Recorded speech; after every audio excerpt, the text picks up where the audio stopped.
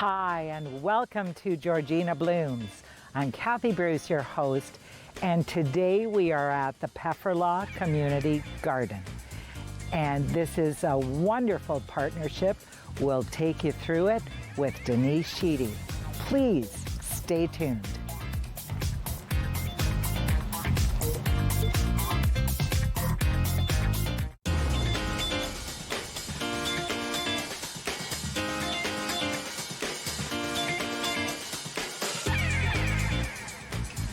Welcome back, and with me is Denise Sheedy, and Denise is president of Georgina Brock Garden Club, which is right next door to Georgina Lake Simcoe Gardeners. And we share information, which is great. But this is a very interesting project that started with Georgina Brock Gardeners, and you were very much part of leading the charge. So how did that all start? Because I talked to you in November, and you said this was, I think it was November, this had already gotten started. It got started, I guess basically it got started when our garden club changed locations. Right. From Brock Township at Wilford Hall to the Pefferlaw Lions Hall here at on Pete's Lane in Pefferlaw, and part and parcel to relocating the club's meetings to this vast park here. We thought that this land was underutilized, and certainly a community garden would be something of benefit to the community. And gardening, as everyone knows, is a very popular recreation. Right up there, it's activity. Like number one. It is. And it fit very nicely into the town of Georgina's recreation plan that they had allocated funds for developing this park. Right. And the town was able to embrace the idea of a community garden. And probably be very grateful for this kind of idea to be put forward. Because it really engages the citizens, and what we have, who we have participating are local people from Ward 5, from the Pefferlaw, Eudora, Port Bolster area that are members of the collective in this. So this garden is not an allotment style where people have plots and come and manage their own gardens. Right. This is a collective style where the 13 members of our collective come and participate as a group, cooperating and planting and everything. Right. And people in getting things planted, you had plants that were donated, seedlings that were, we will have a look at all the gardens, but a lot of it was donated by, I would think, members of your garden club. The members took an active interest in what this garden was, how it was developing. Seeds were available through Seedy Saturday, right? Which is an event that our garden club is involved with the last weekend in March. Which is a very cool event. and delicious. So we had seeds from that, and some of the club members that grow. Everyone always grows too many tomatoes and too many of everything, and so they were donated, and so that's how we got our start, filling up the beds, which were supplied by the contractor that the town hired to construct this. Right. And the beds are, so they're varying heights for accessibility, which is awesome. Yes. And I understand after a certain height, rabbits aren't supposed to be able to jump up and eat stuff. So, and there are quite a few beds here, and all the wood and so on was provided. This was all provided by the town. The contractor. The contractor. Yeah. The contractor that the town hired, they had specific plans, Right. And the contractor built to plan. So this was all spec'd out. Right. The height. This is cedar, Okay. and the beds are lined. There's 3 beds that are 30 inches tall. Yeah. So it's a nice height for sitting. Yep. And also wheelchair accessible. Right. Or people in walkers, or they Yep. can reach over. Yeah. And then we have 3 beds that are 18 inches tall. Yep. Which is seat height as And well. little kids. And little kids. And then we have in-ground beds. And so it had to pass the accessibility committee's Right. policies. And the ground around any of the beds would be really easy to maneuver with a walker or a wheelchair. That's correct. That's awesome. But as we go through the beds, I want to point out your parsnip, only because we have a hard time growing parsnip. and you, this is how old? Oh, It's grown from seed in yeah, here. it would be a month old. Okay. Yeah. And But it takes 3 weeks to germinate. yeah, It takes a really long time to germinate, and I'm thrilled that it looks like every seed germinated. It doesn't do that in my garden. No, and it doesn't do that in my garden, or even when you're trying to get them started somewhere. So I think what this is indicative of is the care and attention that the members are giving. The collective members come regularly to water. Right. And parsnip particularly likes water when it's germinating. Right. So I think that's why it's Okay. looking so good. Yeah. Plus the rain is, you know, it's. You always look to the skies in your garden. It's like, well, do I have to? Oh, it'll be rain from above. We're golden. So, and I think you keep in touch with everyone so that whoever's been here understands what's doing well or not, or needs water. That's right. Yes, and when we have a bigger job to do, I call on the group to Right. let's get together and let's do this. We're going to tour the beds. Please stay tuned.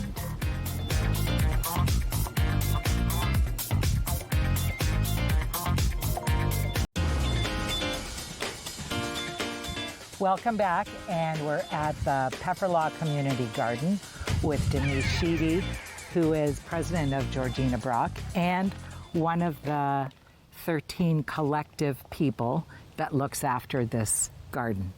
And in the end, I love that everyone looks after this garden and also participates in the harvest, but a bumper crop of anything will go to the food. Georgina Food Pantry in Yeah. Sutton. Yeah. Any surplus. Now, because the garden is less than 2 months old, we haven't produced anything. So we're waiting. Yeah, and but- hoping we get a bumper crop. But even the thought of sharing any bumper crop with Georgina Food Pantry is a great idea and wonderful for people to know that that too is part of this. I just wanted to point out this. The soil that was in here is a little different than the soil here with the marigolds. And the difference in growth for marigolds is pretty, is quite noticeable. And they're not far apart. They're both in the sun. So if you have plants that are struggling, pay good attention to the soil that you've put things in, because there are times when we have a little bit of something, and we just throw it on top or whatever, and then it doesn't do well. But when we've paid attention to what we're putting together for plants, it does a lot better. So just soil importance as well. Nice and nicely done to illustrate that. But behind us here, you also have gardens that are in the ground, and this is Potatoes. potatoes. Different varieties of potatoes. Oh, very good. And they've been recently hilled. And that's what hilling is. To hill a plant is to bring the soil up around. You cover the leaves even as well, and then and leave some top leaves showing.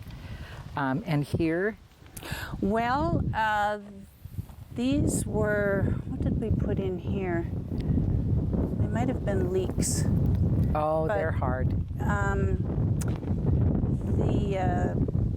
I think they're just not doing well with the soil. And these were onion sets that Okay. we put in here. Cool. And here you have big melony, viney type. Cucumbers and melons. Yeah. Okay. Right. Cucumbers. And the straw. The straw came from my farm, and I'm donating that for ground cover for mulch to retain the soil, retain the moisture in the soil, and also to keep the weeds down. Right. And in the fall, when you will till this, do you take the straw off or do you till it into the soil? I don't think we'll be tilling. Okay. Tilling upsets the microbiome of the soil. Right. The microcilii and the Right. fungus. So we want to not disturb the soil. Right. So hopefully the straw will just remain and disintegrate on its own. it probably won't. Yeah. Interesting. Yeah, it'll probably still be here next year. And that's a whole new train of thought too, is rather than take a massive rototiller to stuff, is to just Well, the not. no-till gardening. Yeah. And these vines. Sweet potatoes. So the leaf on this one I would grow as a pretty vine. And so these are not to be hilled. The vine is just I think so. I've never grown them before either, but I understand the vines will grow all over. Yeah. Now, those bright green potato vines that we buy to put in our planters with our begonias, yes. it's the same family. Okay, so I save those because they have tubers like potatoes. Save them and plant them again in the spring. Right. Well, And- it's the same yeah. family. These are edible. Yeah, the other ones are not so much. But as we go to the shorter beds, I just want to put, you also have a compost system, and there's nothing going on in there just yet. Not yet. We haven't had much to really put in it, but I do want to say that the town of Georgina really came through for us. The pricing on this from the contractor was quite high, and rather than deny us, like take it off Yeah. the wish list for amenities for the garden, the town contacted the Sutton District High School and gave them the project to Wow. have the students build it Yeah. according to the plan that was provided, and the town bought the materials. So there was That's awesome. It is And a whole other partnership again. exactly. And involving kids that can take ownership to something wonderful. What a great idea. It is. Yeah. And so these are the 18-inch high ones, beds, and you've got what's growing in We've here. got kale. Some of the kale, some is from seed and some is from seedlings. We've got some spinach. Oh no, this is arugula. Leaf lettuce. Leaf lettuce, yeah. What's this?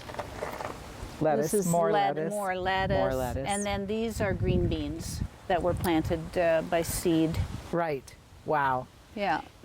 And in the next bed, you've got We've got celery. Leeks that, again, the leeks are not too happy in here compared to my leeks at home. Yeah. And these are more beans here. Right. And in the far, And this one, but the beds, the short beds are all doing really well. pepper plants, Swiss chard here in the middle, and zucchini peeled up. Right. And that's the comparison typically is how things are going in your own gardens. And then you come here and have this is doing really well as well. And watering, where do you get the water? Well, the watering comes from the library building, Right. which is on well. Okay. The Pefferlaw does not have municipal water, Okay. and it's all from well. So we have two sources.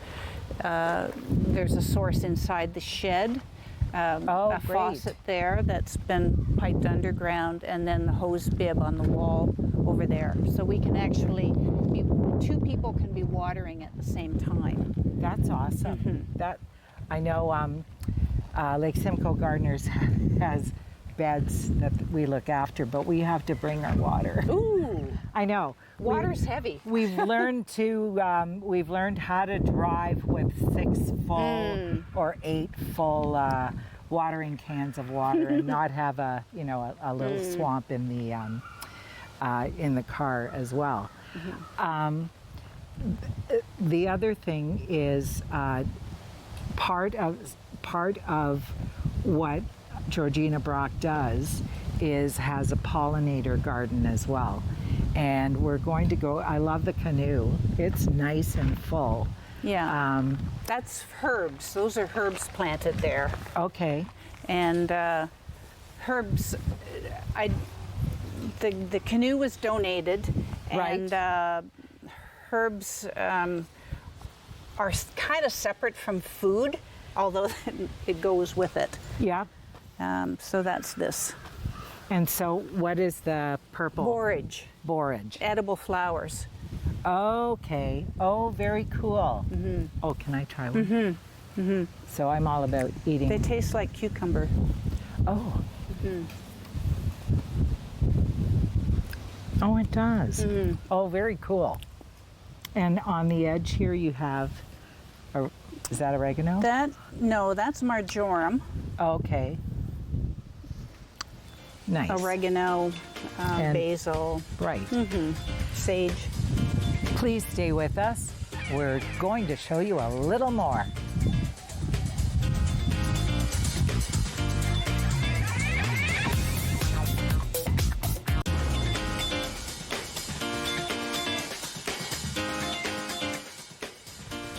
Welcome back. And now we're in the front of the library, and it's a butterfly garden, pollinator garden maintained by Georgina Brock Garden Club. Right. Is there a schedule for looking after this, or? We have a coordinator who monitors things and then calls a group of interested people that want to come and pull some weeds or plant. Yeah. So there's maybe 6 or 8 people that will come all together as a group and spend Nice. an hour or two. Yeah, because if you have, many hands make light work, especially in a garden. Yes. And especially when everyone kind of knows what they're doing. So your bee coneflower collection here is beautiful. And the tall plant at the back is the cup plant, and that's a native plant, and it gets its name from where the leaves attach to the main stalk. It forms a cup that holds the rainwater, and the birds and butterflies come and sip water. Wow, very cool. We had 2 rainfalls ago. I have a hosta that has cupped leaves, and a little sparrow, while it was raining, a little sparrow was having a little bath. That's awesome. And to grow things, native plants support native wildlife. So that's a perfect example of that. And these were donated? Yes. Yeah, Great. they were all donated. And you've got, these are very tall. There's a bumblebee there. Oh, sorry, bumblebee. My favorite part of a coneflower is the top is like a scrubby. It is, yeah.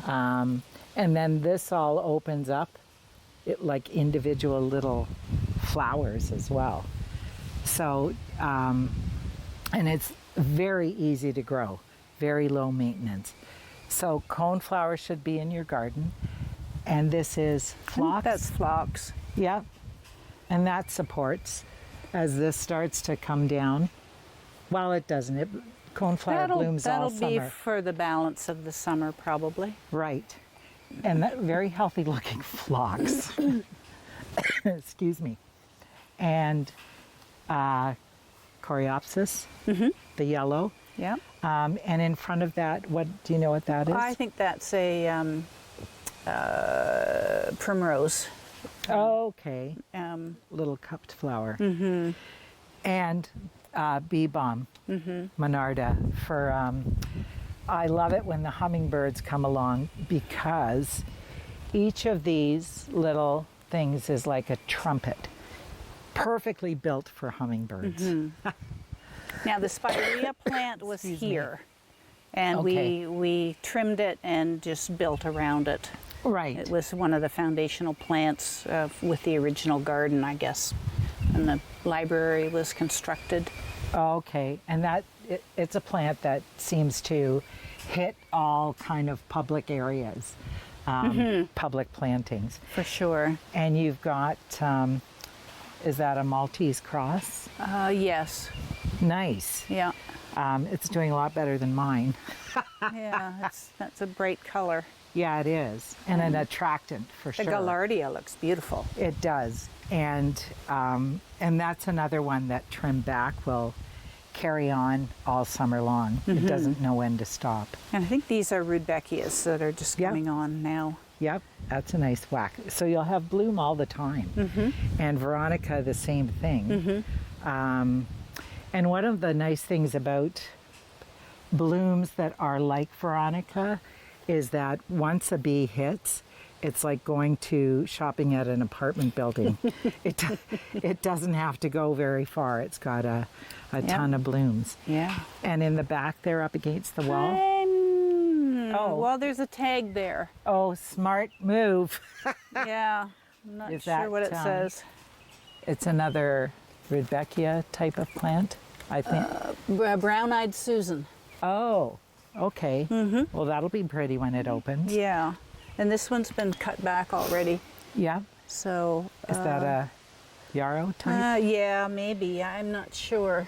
Yeah. It does look a bit like a yarrow leaf. And you've got milkweed. We do. We've got, there is milkweed. Yeah, which And- is a favorite, well, monarch butterflies. And I notice more and more people are letting, if this is coming up in their garden, I know at times it can be invasive, but depending on, like, just leave it alone. And the more you have it, the better it is. And then some beautiful, beautiful shade These are plants. more shades and a serviceberry there. Perfect, perfect. I want to thank you so very much.